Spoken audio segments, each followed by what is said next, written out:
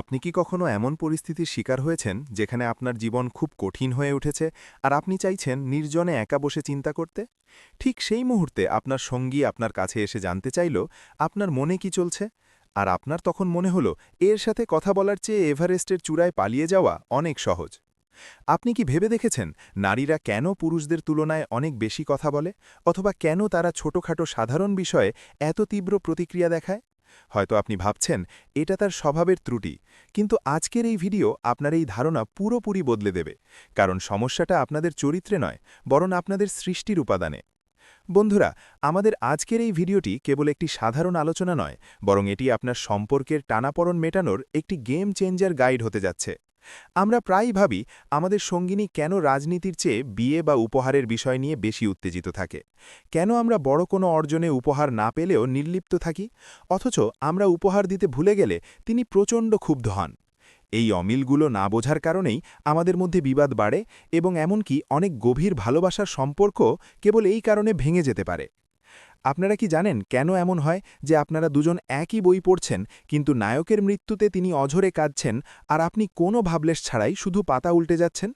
অথবা আপনি কোথাও দাওয়াত খেয়ে ফেরার পর তিনি যখন আপনাকে কেবিল ম্যাটের রং বা গ্লাসের ডিজাইন নিয়ে জিজ্ঞেস করেন, তখন আপনি উত্তর দিতে পারেন না?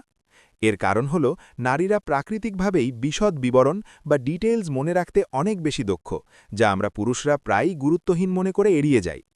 এই পার্থক্যের রহস্য লুকিয়ে আছে আমাদের আদি সৃষ্টিতত্ত্বের গভীরে। মহান সৃষ্টিকর্তা আদমকে সৃষ্টি করেছিলেন মাটি থেকে, যা ছিল উৎপাদনশীল এবং কঠিন প্রকৃতির। যেহেতু মাটি থেকে সরাসরি উদ্ভিদের উৎপত্তি ঘটে, তাই পুরুষদের স্বভাবজাত বৈশিষ্ট্যই হল কাজ, উৎপাদন এবং সফলতার প্রতি অধিক আগ্রহী হওয়া। অন্যদিকে বিবি হাওয়াকে সৃষ্টি করা হয়েছে আদমের হৃৎপিণ্ডের কাছের একটি পাঁজরের হাড় থেকে, যাতে তাদের মাঝে সম্পর্কের বাঁধন অনেক বেশি দৃঢ় হয়।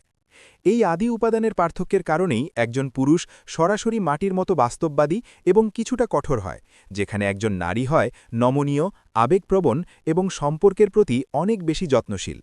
নারীরা যেহেতু পুরুষের হৃদয়ের কাছের অংশ থেকে তৈরি, তাই তাদের মাঝে আবেগ এবং সহানুভূতির পরিমাণ অনেক বেশি থাকে, যা পুরুষদের তুলনায় সম্পূর্ণ আলাদা। আমরা পুরুষরা যখন কোনো বিপদ থেকে বাঁচতে একা থাকতে চাই, নারীরা তখন চায় কথা বলে সেই আবেগকে ভাগ করে নিতে। আমাদের বর্তমান সময়ের বড় সমস্যা হল আমরা চাই আমাদের সঙ্গী হবে আমাদের একটি ফটোকপি। পুরুষরা চায় নারীরা তাদের মতো বাস্তববাদী হবে, আর নারীরা চায় পুরুষরা তাদের মতো আবেগ দিয়ে সবকিছু বিচার করবে। কিন্তু বাস্তবতা হল পুরুষ এবং নারী কখনো একে অপরের প্রতিচ্ছবি হতে পারে না, এবং এই অসম্ভব চেষ্টাটাই আমাদের সম্পর্কের সব সুখ কেড়ে নিচ্ছে। শান্তিপূর্ণভাবে সংসার করার জন্য এবং সহাবস্থানের জন্য আমাদের এই সৃষ্টিগত পার্থক্যগুলো মেনে নেওয়া অত্যন্ত জরুরি। যখন দেখবেন আপনার সঙ্গী যেখানে কান্নার প্রয়োজন নেই সেখানেও কাঁদছে, কিংবা তুচ্ছ বিষয়ে অনেক বেশি কথা বলছে, তখন তাকে পাগল বা অযৌক্তিক ভাববেন না। মনে রাখবেন তিনি আপনার থেকে আলাদা, কারণ তার সৃষ্টি আপনার থেকে, এবং তিনি আপনার জীবনের একটি অবিচ্ছেদ্য অংশ, যাকে সুরক্ষা দেওয়া এবং ভালোবাসা আপনার দায়িত্ব। আপনার সম্পর্কের এই জটিল দাঁধার সমাধান কোনো তর্কে নয়, বরং এই বুঝের মধ্যে লুকিয়ে আছে যে আমরা একে অপরের পরিপূরক হতে এসেছি, প্রতিদ্বন্দ্বী হতে নয়। যেদিন থেকে আপনি আপনার সঙ্গীকে নিজের মতো বানানোর চেষ্টা বন্ধ করে তাকে তার সৃষ্টিগত স্বভাবসহ গ্রহণ করবেন, সেদিন থেকেই আপনার সংসারে অভিযোগ কমতে শুরু করবে। মনে রাখবেন, ভালোবাসা কোনো জাদুর কাঠি নয়, বরং এটি একটি শক্তিশালী প্ল্যাটফর্ম, যেখানে আমাদের এই পার্থক্যগুলোকে সমন্বয় করে চলতে হয়। তাই আজকের পর থেকে যখনই আপনার সঙ্গী কোনো খুঁটিনাটি বিষয় নিয়ে আপনার মনোযোগ চাইবে, তখন বিরক্তি না হয়ে ভাবুন এটাই তার নারীত্বের সৌন্দর্য। আপনাদের মাঝে বিবাদ সৃষ্টির জন্য এই পার্থক্যগুলো দেওয়া হয়নি, বরং একে অপরের পরিপূরক হয়ে একটি সমৃদ্ধ জীবন গড়ার জন্য দেওয়া হয়েছে।